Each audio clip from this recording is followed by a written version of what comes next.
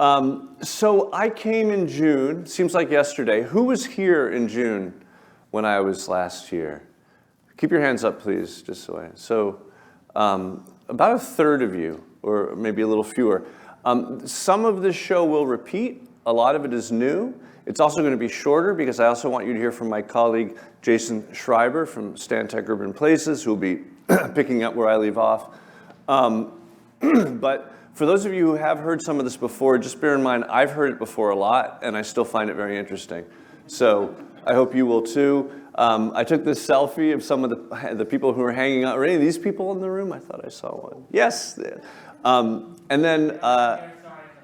then Hexel, Colorado, did this to the picture, and it went on Twitter. And we need to know man's name and woman's name. There's two people missing. So if you're in this room, go up to Hexel afterwards and tell him, Hexel, I knew you would be here. Thank you for coming. So this was my talk, which I'll tell you a little bit about, in June, is now being replaced by this talk in October, and you'll notice we're changing it from a walkable Mansfield to a walkable Main Street, or more to the point, to a more walkable Main and Broad, because we've been brought in to look specifically at a study area.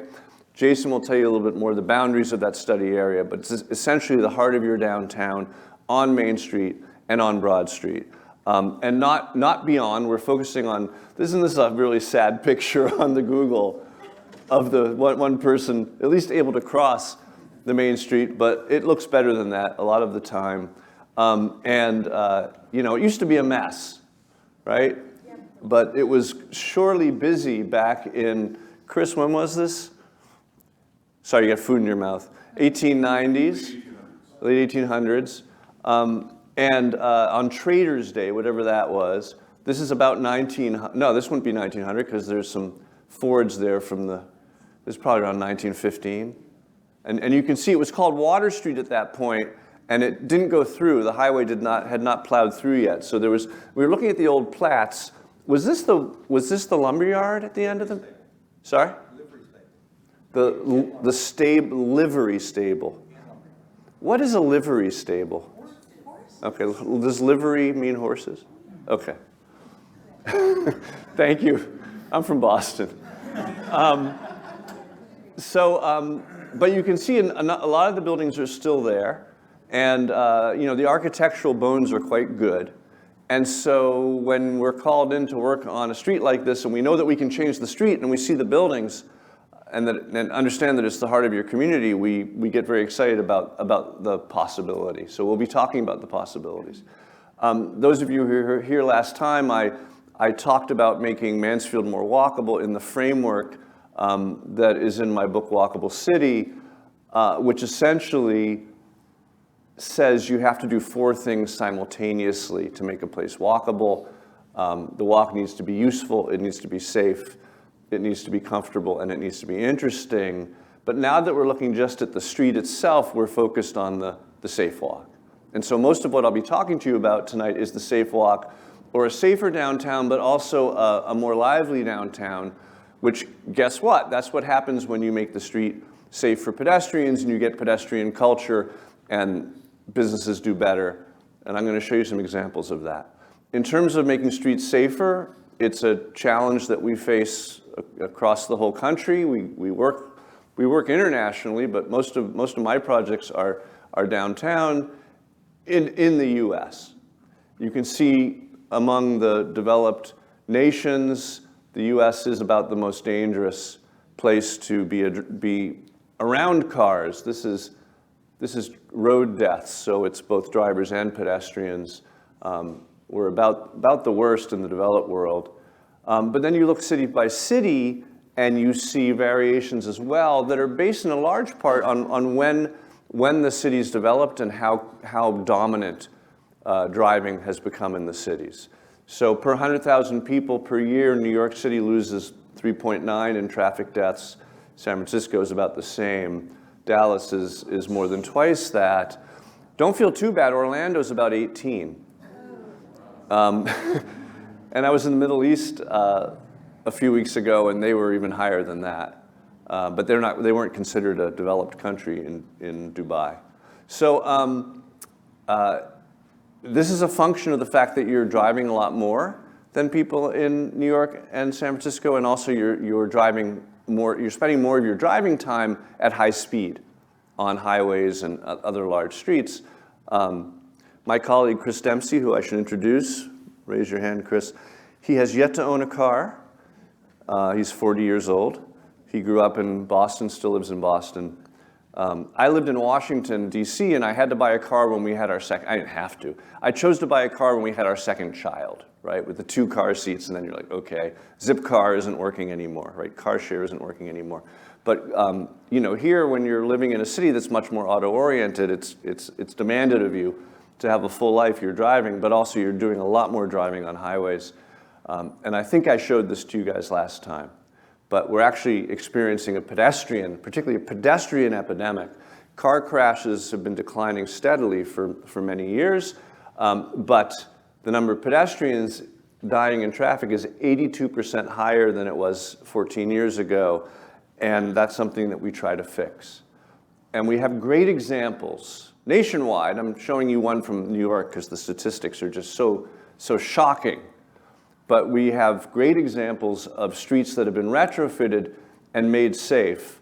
This is Queens Boulevard in Queens, New York. It was over 24 years, it experienced 186 deaths on this street, of which the vast majority were pedestrians.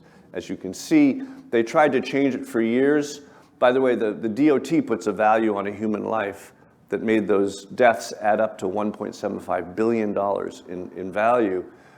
In 2014, they calmed it. There's been no deaths since, and they did it for $4 million. So that's a ratio of investment per gain of 437 per one. If they had spent it earlier, all the lives they could have saved very cheaply. That's a really powerful example. But then there's the idea of a more lively downtown, and I showed this example last time of Lancaster, California. This was their main street. It wasn't doing so well. The businesses were pretty half empty. You can see it was a 5-laner, essentially, plus parking. And they did this to it, which is a model that we're considering for here as well. And you can see they basically made it into a linear plaza with trees. On farmers market day, the cars just are moved from the center and they put tables and other things. It's really wonderful. It cost $11 million. Injury crashes dropped almost by half, pedestrian crashes by more than 2/3. Pedestrian activity doubled, 57 new businesses opened, 800 new housing units were built, 2,000 new jobs, and an estimated economic impact of $282 million. And that's a real story of how calming traffic makes a place more vital for business. So let's talk about making this street safer, these streets safer. It's really about the speed of the vehicles, and Jason was observing today as we were watching rush hour, boy, these cars, and you can just look right now, cars are moving pretty fast. And that's a function particularly of having multiple lanes. So whatever lane you're in, the other lane is faster, right? So you get into this jockeying frame of mind. The biggest difference is between cars going 20 and cars going 30. A car going 35 miles an hour is about 7 times as likely to kill you as a car going 25 miles an hour. So what can we do to the environment to just get cars to essentially go the speed limit? Because the speed limit here is or should be closer to 20. That's what you want to see in a downtown. And so we want cars to go that speed.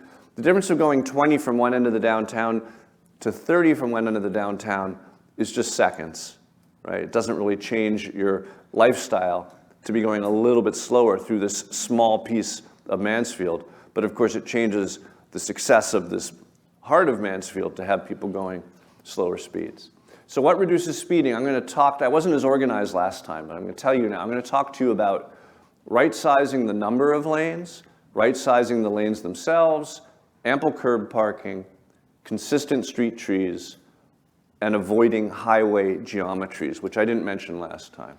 So right-sizing the number of lanes, I told the story last time of Oklahoma City where I was called in. They were named by Prevention Magazine as the worst city for pedestrians in the entire country.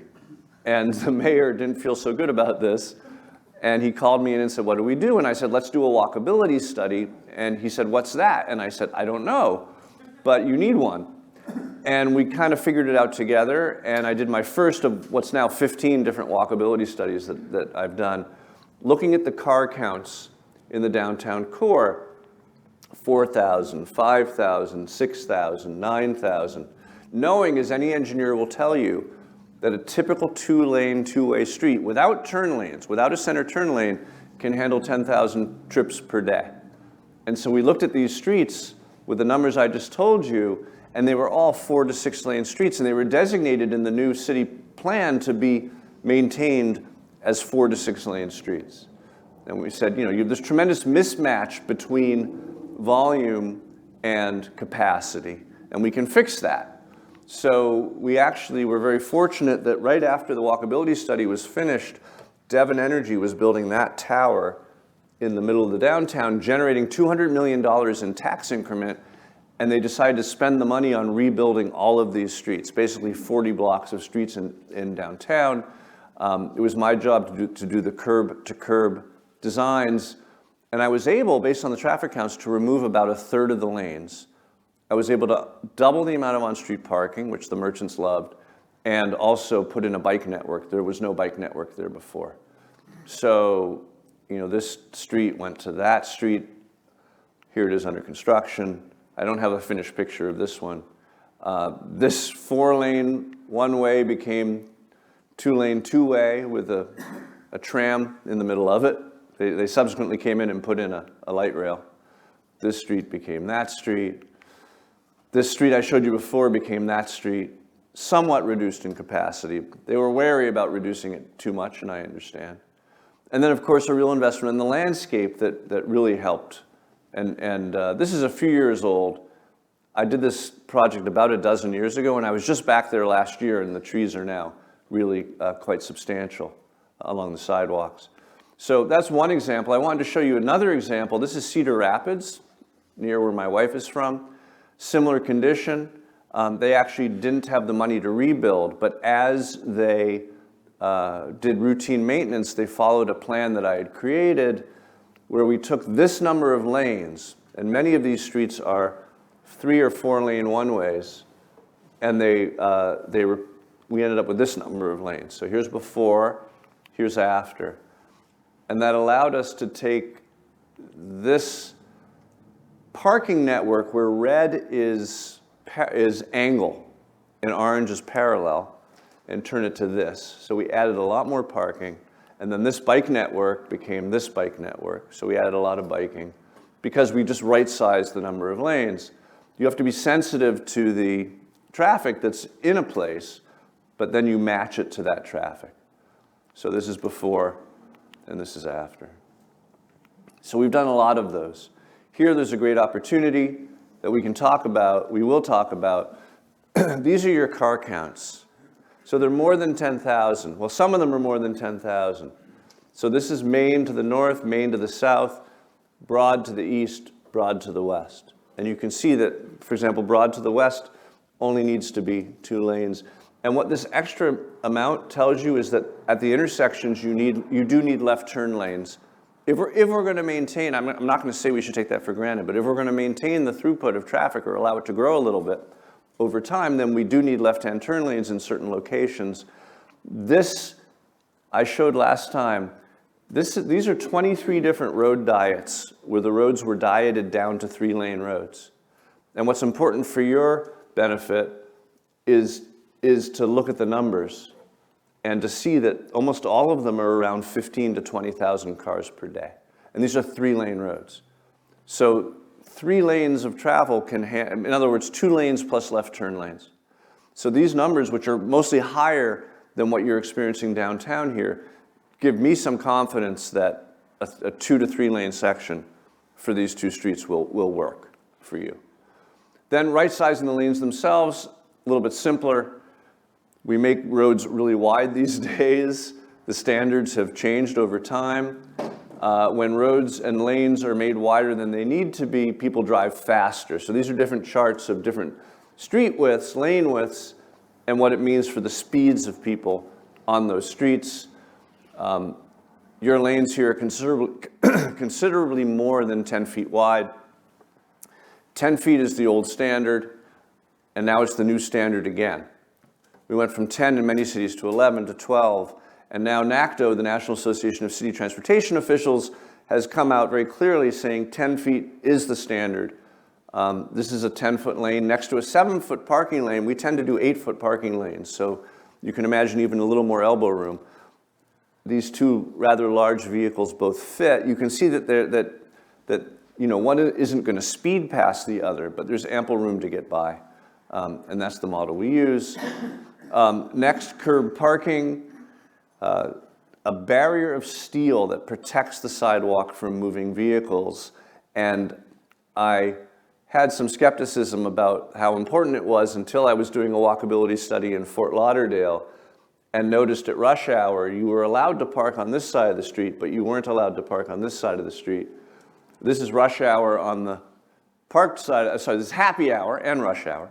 Happy hour on the park side of the street, and then happy hour on the unparked side of the street. And they were both bad restaurants, to be honest. So, no one wants to be that close to cars that are moving quickly. Consistent street trees is the other part of this picture. People used to call them FHOs, engineers used to call them FHOs, fixed hazardous objects, but some studies, particularly one that I know from Orlando, from several blocks of Orlando, Florida, showed that actually there were fewer injury crashes and deaths on the same street when you have street trees versus when you don't, because they make the cars drive more slowly. Drivers go more slowly when there are street trees and they're more careful. Sometimes they hit the trees, but better a tree than a pedestrian. And when you have enough trees along the edge of a street, in this extreme example, you can see that it almost makes a wall between you and the traffic. So particularly in conditions where maybe you don't have parallel parking or angle parking, the street trees can make a big difference. And then there's the benefit that the trees bring to your landscape. And this is Greenville, South Carolina. I showed it last time, and I stressed the fact that it's a city that's become famous for being green. And they have a wonderful plan that basically has angle parking, and then they have trees both on the edge of the sidewalk and periodically between the angle parking spaces. And so that creates a real forest. There's almost 4 rows of trees in the street. They grew very quickly as your trees grow here. Lovely place, but what's remarkable is that Greenville has this incredible reputation. The name doesn't hurt for being a green city, but it's the only good street in the whole downtown, right? There aren't many trees anywhere except on this one street. And that's a lesson too, that you can really change your reputation with one great street. So you don't have a lot of trees, clearly, on your main street. You have a few that make a big difference, and any plan to revitalize has to have consistent trees along it. And you can have the Greenville experience literally in 15 years. It won't be as good as Greenville, but I have projects I worked on 15 years ago where the trees are touching across the street. So it's in planner time, that's a blink of an eye. And then finally, avoiding highway geometries. This is what I call truth in journalism. This is the Las Vegas Sun about the expansion of the Strip, which wasn't doing very well. So some say the entrance to City Center isn't inviting to pedestrians. Really? The point being that whenever you have swoopy highway geometrics, amoebas and any kind of aerodynamic shape, you're kind of communicating a vehicular environment and not an automotive environment. And a lot of engineers have brought highway engineering standards into the city, and we have to avoid that. This is the proper way to do a left turn lane. This is in Albuquerque. And you'll notice what happens. They do a lot of things wrong in Albuquerque, but here they got it right. What happens is that you lose a few parking spaces, which widens the street, and then the turn lane just appears. Many cities, like Watertown, Mass., where Jason and I are working on a plan now, this is the standard for a left turn lane, where you swoop right in order to go left. It's a highway technique. You'll notice there's no curb parking anywhere because of that extra space that gets taken. These are the two models side by side, the highway model on the left and the downtown model on the right. half the places I go are using the wrong model because they think that they're on a highway when they're actually in the city. And then little tricks like artistic crosswalks and other things you can do to call people's attention to intersections. I think this is in Iceland. We tried it in Massachusetts. This is in Medford, Mass. You can see they screwed it up. But you get the idea, though, some sort of artistry in the street. In fact, Bloomberg, Mayor Bloomberg of New York has this new philanthropy where they help cities out, and they have a whole art, what's it called? Does anyone know? Art in the streets or something like that. They have a wonderful program where they do horizontal art in city streets that have been shown to reduce crashes dramatically. So then finally, I wanted to talk a bit about roundabouts because it could be that a roundabout makes sense here. I'm not a huge roundabout fan because they're super safe. These modern roundabouts, not the old kind. In New England, we call them rotaries. The big, fast, move lots of car roundabouts. But this is a modern roundabout. It's much smaller than an old-fashioned roundabout, and they're very safe. You have almost no. I'm working in Carmel, Indiana. There are 147 of these in Carmel, Indiana, and I've worked on some of them. But and there's no one's gotten hurt in any of these roundabouts. But look, the pedestrian has to go off axis, and it generally does feel a little bit swoopy, right? So I worry that it communicates an automotive environment, even though they're very safe.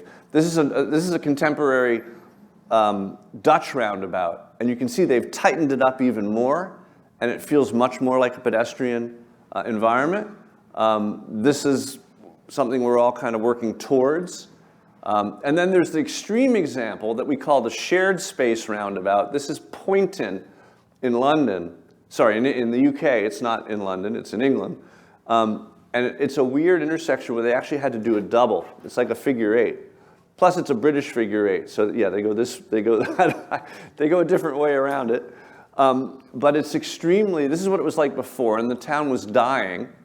There's a wonderful video called Poynton. It's spelled Poynton, Poynton. The video is called Poynton Regenerated. It's on YouTube. And they tell the story of this transformation from this downtown, which was dying, to this downtown, with the shared space, almost curbless, double roundabout. And I almost showed it we didn't have time. I almost showed it to you guys today, because what I love about it is there's some people. They interview people as it's being planned in the street, and they say, "Oh, it's going to be a disaster. I fear for our children." And then afterwards, they say, "I guess I was wrong." It worked really well. It was done by this guy, Ben Hamilton Bailey, who has done this in a number of places in Europe, where you can see this concept of shared space, which is the ultimate in pedestrian safety. It's kind of surprising. You remove the curbs. You make every place feel the same, and you would think that would cause the cars to drive on the sidewalk. But what it actually does is make the drivers believe that they're in a pedestrian space, and so everyone behaves a lot more calmly. I tried doing that in Tulsa, did not have the same impact. But I was demonstrating, we did a walkability study in Tulsa, and I wanted to demonstrate how little traffic there was at rush hour in downtown Tulsa. And that's all I wanted to show you. But I wanted to add to that list, when we changed the question to what reduces speeding, but also what makes a lively downtown, I've claimed it's the same stuff, but I did want to mention one other thing, which is as the city knows and is working towards, that this all needs to be done in conjunction with a lot more housing in your downtown. And when you do those two things together, you'll have wonderful outcomes. Jane Jacobs talked about this. You can't just invite people to your downtown. The way to have people in your downtown is to have housing in your downtown, have them living in your downtown. And I showed this little sketch last time. It's a very ugly, fast sketch of places in your downtown which have already been designated or can be designated for new housing. And this is just in the central part of our study area, but there's a lot of opportunity for that, particularly on the block south of here, where the tire store is, and beyond, most of which the city has acquired. I did want to show you two more quick examples that I'd worked on. This was an article in Public Square, a wonderful online publication A strode is a street that doesn't know if it's a street or a road. A road is about moving as many cars as possible, as fast as you can, and a street is about creating economic activity. But in America, we have a lot of streets that think they're roads and vice versa. This was my client, Todd Slyman. This was the street that was running through the development that we were about to build, and we turned it into this. And when we turned it into that, we got tremendous amount of wonderful growth and liveliness along the street. I was just there about a year ago. And then this one I showed you before, but what I didn't show you last time is with the Stantec team, I've been working in Hammond, Indiana. Hammond, Indiana is about 40 minutes east of Chicago. It's just across the state line. It's a downtown that's pretty much dead. Most of these businesses are empty because it was allowed to become a highway. And it doesn't feel safe. There's no parked cars. There's 5 lanes when there isn't that much traffic. And it's really not very pleasant. You can see what it's like. And we did an exercise. We were doing a full downtown plan. But Jason and I and our team, we did an exercise similar to what we're doing here, where we looked at different solutions. This solution had a median, parked cars, and bike lanes. And it was determined that this was not the best corridor for cycling, or at least not the best corridor for demarcated cycling, when there were lots of other places in the plan where we were doing that elsewhere. And so we looked at this model and we looked at this model. And this model, you may somewhat recognize, was inspired by the Lancaster model that I showed you. The street was a little narrower, so instead of having 2 cars across in the middle, we just have 1 car across in the middle. But that was chosen by the community as the favored solution, so now this is the plan. We'll do the fade again. This is the plan for Hammond, and it is almost done. They're building it now. So we're not shy. If we see good examples, we copy them, and there's a lot of good examples to copy, though, so I'm not suggesting this is necessarily the one for here. Last time I showed a first attempt at what to do, which was a different solution, which turned your parallel parking into angle parking, again, looking at the car counts and knowing that we could have 3 lanes, not 2 plus turn lanes, but I actually proposed 3 lanes consistently, a consistent center turn lane, which you may not need. And we're going to do the traffic modeling to find out. But that turned it from a 5-laner to a 3-laner, which allowed the parking to angle and to have an additional continuous tree line between the existing sidewalk edge and the street edge. And then between the parking, this is the picture I just showed you, I just moved it up. But then between the parking spaces, like in Greenville, you could then have additional trees in the parking spot.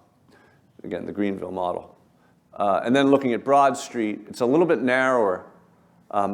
As you approach the intersection, the median, which doesn't have any trees in it, it's just hardscape, isn't doing anything. So the median can go away. And here's a condition where you don't gain the continuous tree strip, but you do gain it between the cars. So it's just a slightly narrower version. This was my first stab, and I don't think it's the best solution, but it's certainly one we're going to consider. Maybe it will be the best solution, but this is the moment in the exercise where we just throw it open and come up with as many different ideas as we can. This is an idea that will go in the hopper along with the others, but I do want to share the conviction we have because we've seen it done. In some cases, we've done it. In other places where this is the sort of thing that transforms downtowns and that is well within your grasp. So I'm going to hand it over to Jason. I have some resources I like to share. You all know about my book, which I tell you about every time I'm here. Those of you who are doing the work, rather than having an entertaining read, if you're doing the work, I recommend this other book, Walkable City Rules. It's much more technical and detailed and has 101 rules, like replace signals with always stop signs, which I won't get into, that you'll enjoy. And then a couple TED Talks that are 15-minute versions of these conversations. If you want to share it with friends maybe who don't have the patience to come out to events at night. 2 TED Talks under my name. and all available at my website, which is jeffspeck.com. So if you have any curiosity about any of this stuff, just go to jeffspeck.com and you'll see it there. I have worked with Stantec Urban Places, and particularly Jason and his team, probably in a dozen places over 20 years. And when the city asked me to come in and take this job on in earnest, I built a team with them, as I like to do, because as you'll come to understand, they're not just planners, they're also engineers. And when they're done planning, they can actually start engineering. So the decisions we make in the planning phase can actually reflect the reality of what's possible to build. And we were out there today talking about drainage, and Jason's like, what did you think about drainage when you were last here? And I said, I didn't think about drainage when I was last here. But that's why I built a larger team that's more capable, and I'm going to hand it over to Jason. We work with Jeff because Jeff has the right kind of shared vision about how transportation should be. And so many traffic engineers are very focused on moving things. And I'm going to point out for you today, I'm going to try to hit just a few basic quick things in support of what Jeff is saying that basically say that this is true, that what we're talking about for your downtown, which is fewer travel lanes, which is less road capacity, is actually a tool for decongesting your downtown, is actually a tool for making a better place. And it's not an unprecedented thing that communities haven't experienced. It's been proven time and time and time again that when you start to focus on the place and you start to make a more connected community and something that people enjoy, they do something entirely different on their streets. They enjoy them.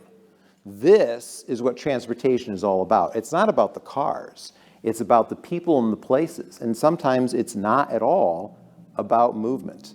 It's strictly about enjoying what the street is. And reconceptualizing what the street is and treating it differently is not a new idea. Don Appleyard's plus 50, 60 years ago diagrams are very basic. When you have a light traffic street, when you have something that's easy to cross, there's more interactions. When there's a lot of traffic and speed, there's less. And as you're starting to build the place, and as we're aptly here, after your land use planning process is about to wrap up for a future of 2040, and you're thinking about how the transect, how the land might look, and you know that there's places in Mansfield that are not like what we're talking about, not like downtown, but there's places that are maybe denser and maybe more active and more connected. And we know that that means more interaction, because that's what we all like. We all want that. Because out where it's a bunch of picket fences, there's less interaction. It's hard to make that work. But I'm here to tell you that that also means less traffic. And time again in those places, there's less driving around. There's actually a lot less burden when you make this kind of an environment. And that's what we're trying to do. This has been proven community after community after community, again and again and again. You plummet the miles traveled by each and every individual in a community, the denser and denser that it gets. Now, we're not looking to build skyscrapers here. We're not looking for large amounts of density. We're just trying to find common amounts of density, like this common, fairly dense residential neighborhood in Florida where there's these nice two houses that you literally cannot get between unless you drive 7 miles all the way around all those subdivisions. We're not talking about that kind of density because there's another important equation here. There's the equation of making something connected. This is our study area. And in this downtown, you have something that is gold in greater Texas. It's a nice connected street grid. You can walk around. You can go to places. You can find and experience this corridor. There's north-south, that's Main Street. From the bridge down the Hunt, east-west, broad, a few blocks in either direction. Think about those places changing, and then what does that mean when suddenly you have folks who can get there without ever needing to drive, who can experience that, where there's new development coming in maybe as part of your land use plan that changes that. I love this animation because it really gets to the point of traffic in as simple a way as possible. Because Because we think of things about numbers and what does that mean, and you don't understand exactly how much of an impact something might have. In a typical other part of Mansfield, hopefully not what your downtown will ultimately be like, uses are scattered around a big roadway. We all drive up and down that main roadway, whether it's 187 or some other route that's cutting through, and everybody's got their own, parking lot oftentimes out front. And let's say in this experiment, I'm driving in, and on an average day, I'm dropping off my daughter at school, and then I drive over to work, and then, it's the end of the school day, I got to go pick her up and take her over to soccer practice, and then I shoot back over to the grocery store, pick up food for dinner that night. I go back to soccer practice, pick her up, and she's done, and then I go home. So this is just an average day. But in that average day, out there on that main line, I created all sorts of turning movements. It's this technical term, but there they are, visuals. Those are the left turns that cause traffic. Not to mention I was driving everywhere. Downtown Mansfield actually has, like I said, that grid of streets. And your uses have the ability to be near each other. So that if I were to drive into downtown Mansfield, especially when there's more to do, there's more things there, I can park once. She can walk to school while I walk to work. The end of the day, she can go over to soccer practice herself. I can go to the grocery store on my way home to the car, meet her there, and then we can both head home together. And we just made only 2 turning movements on that arterial. We completely slashed the amount of parking that was required. We slashed the land area dedicated to the car. We completely destroyed the things that cause traffic, the trips on that arterial, and fractions of the total amount of driving and turning movements. That's what real traffic engineering should be about. And that's what we're here to try to demonstrate, that a lot of what we're talking about here today is about efficiencies. Even if everybody drives, this is the other great point I love to make about efficiency. Even if everybody has to drive, think a little bit differently about what those cars represent. All those people in cars is the most inefficient way of making a downtown work.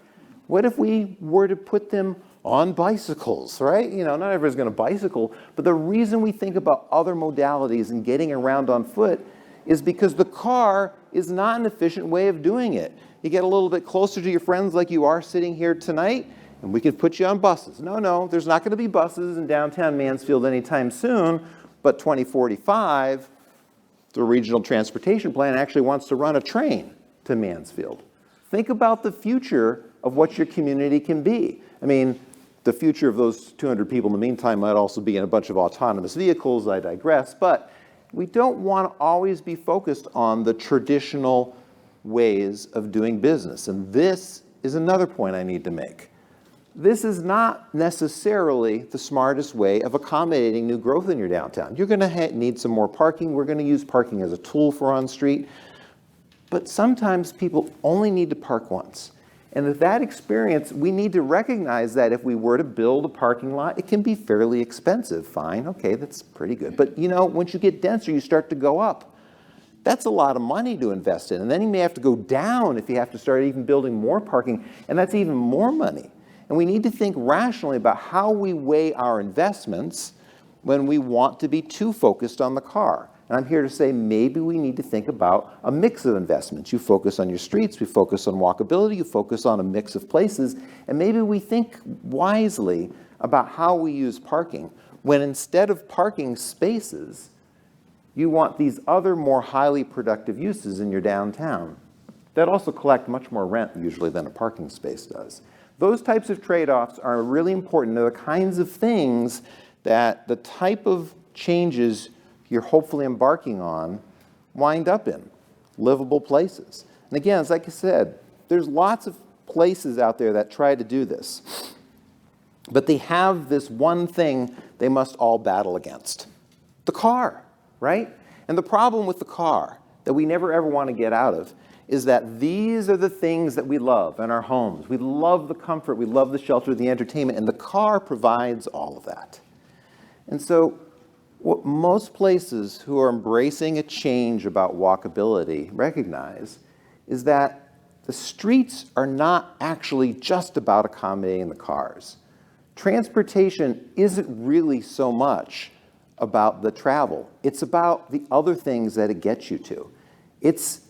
Frankly, our streets are our #1 public open spaces in most communities. That is the thing we interact with the most, and it's so important. But it's also the thing about our livelihood. It's not about transportation, it's the end of the trip. We want to be able to recognize that our streets are the front doors for commerce and communities. They're the places where people interact. Those public spaces, those are what streets are all about. We need to think more about the kind of place that we want. A place that can be messy and confused with all sorts of things going on, and that's vitality. Like, that's all the stuff that makes a downtown really cool and not congested and not a place you want to get out of, a place you want to linger in. So I'm going to part with a few examples of places that might be similar, and this is very telling. This is Octavia Boulevard in downtown San Francisco. It used to be a portion of the Central Freeway that came down in an earthquake. They replaced it with this highway. You see this highway? This highway actually has less lanes than that street right outside. Yeah, they have a nice tree down the middle and stuff like that. It carries 70,000 cars a day. You don't need all those lanes that you have outside. This is the West Side Highway in New York, where Stantec helped wipe out a third of the capacity to create something that carries more people than the roadway ever used to. In place again, and this is probably more akin to some of the ideas that Jeff is talking about, you can see streets being a little more rationalized, a little more channelized, a little more green, maybe a little more multimodal, people taking space to use it for something else. This may not be here tomorrow, but it could be here in the future. Places that are designed for folks of all ages and abilities, and places that can be changed really quickly with some simple things like paint. Like, we're going to be talking about a long-term design, but we could also do a lot just by changing how the lanes are designated. So maybe we'll get the cars to slow down a little bit in the future when we start to do some of these things. I couldn't have timed that better. So this is our study area. We're very much looking forward to exploring. We'll be doing that over the course of the next couple of days here. Maybe we'll get to bump into some of you folks. We've had a great time here. We'll continue to have a great time. We'll be back multiple times to talk with you all. I think there's some ideas here, some visions for the future, some tools. There's some random pieces that we'll all put together into hopefully a wonderful palette over the next couple of days, and leave you with what we hope are the right kind of designs for your future, for your community. Jeff, back to you.